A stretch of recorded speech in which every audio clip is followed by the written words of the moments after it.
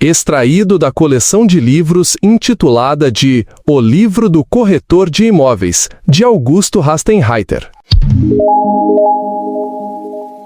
Olá! Hoje vamos dar uma olhada mais de perto numa ferramenta jurídica que apareceu bastante aqui nos nossos materiais, a ação monitória. A ideia é entender como funciona essa forma, talvez mais rápida, né, para cobrar dívidas quando você tem uma prova por escrito. Mas não aquele documento super forte, o título executivo, que já permite direto para cobrança forçada. Nossas fontes são anotações, guias, resumos sobre o procedimento. E parece que serve para muita gente, né? Empresas, pessoas físicas, e os materiais até citam o caso de corretores de imóveis cobrando honorários, quase um atalho no judiciário. Exatamente. E bom, a ação monitória existe justamente para isso, para dar uma acelerada. A lógica é pegar uma prova escrita que mostra bem a dívida, mas que sozinha não bastaria para executar, sabe? E transformar ela num título executivo judicial. O ponto principal é a eficiência. Se o devedor é chamado e não se defende, aí o caminho para receber fica bem mais curto do que um processo de conhecimento comum. Certo. Então não é só mais um processo, tipo um acelerador, se der tudo certo. Para deixar claro pro pessoal, a gente está falando de cobrar dívidas com valor definido, né? Que a existência tá clara ali no papel. Sei lá, um contrato, um e-mail que a pessoa confirma que deve, uma nota fiscal assinada. Isso. E serve para cobrar grana, entregar um bem específico ou até para fazer ou não fazer alguma coisa. Precisamente. O objetivo final é conseguir rápido esse título executivo judicial. É ele que permite ir para cima, tipo pedir penhora de bens, se a pessoa não pagar por bem. Sem ele, o credor ia ter que enfrentar um processo de conhecimento bem mais demorado, para primeiro provar o direito e só depois poder cobrar. E como isso funciona na prática, assim, o passo a passo? Os materiais falam que, primeiro, o credor, com o advogado, claro, entra com a petição inicial e já junta a prova escrita. Aí o devedor é chamado, citado para pagar num prazo curto, mencionaram 15 dias naquele exemplo do corretor. E nesse momento, o que pode rolar? Então, aí está o pulo do gato e também onde pode complicar. O devedor pode simplesmente pagar, e aí acaba tudo. O melhor cenário. Sim.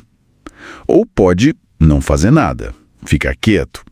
Ou pode apresentar uma defesa, que chamam de embargos monitórios, para discutir a dívida.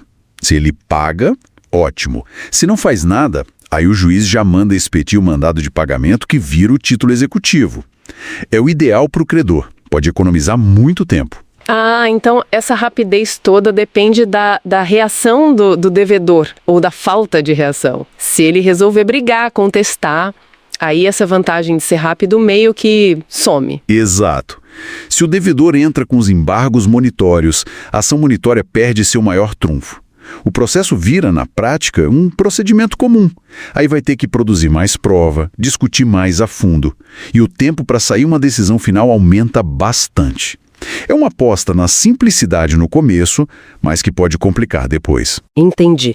Mas mesmo com esse risco, se não tiver contestação, as vantagens são claras. Agilidade, eficiência para conseguir o título. Os textos também falam que dá para incluir juros, correção monetária desde o início. Mas o que é, assim, indispensável para poder entrar com essa ação? 2 pontos são cruciais. E todo o material bate nisso.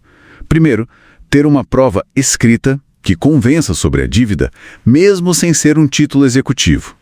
Segundo, a dívida tem que ser líquida e certa. Ou seja, o valor tem que ser definido ou fácil de definir e a existência dela tem que ser clara pela prova. E claro, né? Precisa de um advogado. Isso é essencial para analisar se a prova é boa o suficiente e para tocar o processo direitinho. Falando em uso prático, os exemplos que a gente viu focam muito em corretores usando contrato para cobrar comissão, né?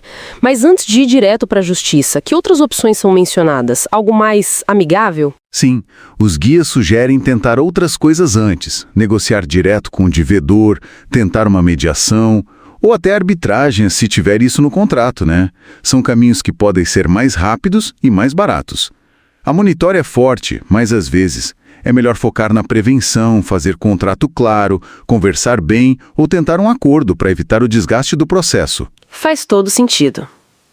Então, resumindo a ideia. A ação monitória é um caminho na justiça que pode ser bem eficiente para quem tem prova escrita de uma dívida líquida e certa. Oferece uma via expressa para a cobrança, mas só se o devedor não contestar. Isso. E entender como isso funciona é útil para os dois lados, né? Para quem precisa cobrar e também para quem pode ser cobrado. Reforça a importância de deixar as coisas registradas, formalizar acordos, o que me faz pensar numa coisa, sabe? Com essa dependência toda da prova escrita que a gente falou, como ficam aqueles acordos do dia a dia, muitos feitos só de boca, né? Combinados informais. Será que umas formalidades pequenas, tipo, sei lá, uma troca de mensagem confirmando o que foi combinado, já não daria uma segurança a mais?